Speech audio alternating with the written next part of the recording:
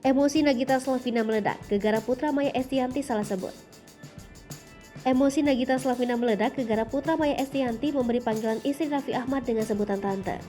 Nagita Slavina ogah dipanggil tante karena merasa anak-anak Maya Estianty tidak pas melabelinya dengan sebutan bagi orang yang sudah tua. Apalagi Nagita tahu, putra Maya Estianty memanggil suaminya Raffi Ahmad dengan sebutan kakak atau A. Raffi. Bahkan Nagita Slavina tidak mau dicium tangan oleh Al Ghazali dan El Rumi. Padahal apa yang dilakukan kedua anak Maya ini demi kesopanan. Ia juga enggan tangannya dicium oleh keduanya meski merupakan bentuk kesopanan.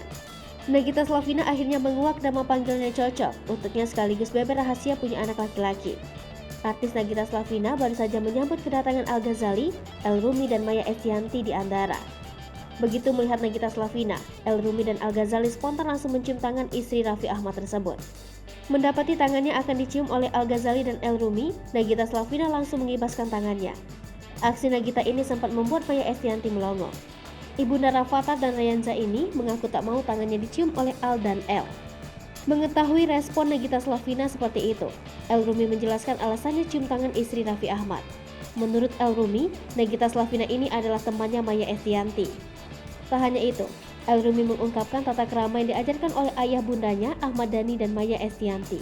Selain cium tangan, El Rumi menyebut dirinya diharuskan memanggil teman ayah bundanya itu dengan sebutan tante. Mendengar dirinya dipanggil dengan sebutan tante, Nagita Slavina sedikit kesal. Kemudian Nagita pun ingin tahu panggilan Al dan El untuk Raffi Ahmad. Bukan Om, ternyata Al dan El memanggil nama Raffi Ahmad dengan sebutan A. Raffi. Mengetahui hal itu, Nagita Slavina sedikit iri lantaran suaminya dipanggil dengan sebutan yang begitu mudah. Untuk mencairkan suasana yang sedikit ketegangan yang terjadi, Fadil Jaidi memberikan usulan soal panggilan nama untuk Nagita. Maya Estianty pun ikut memberikan tanggapannya.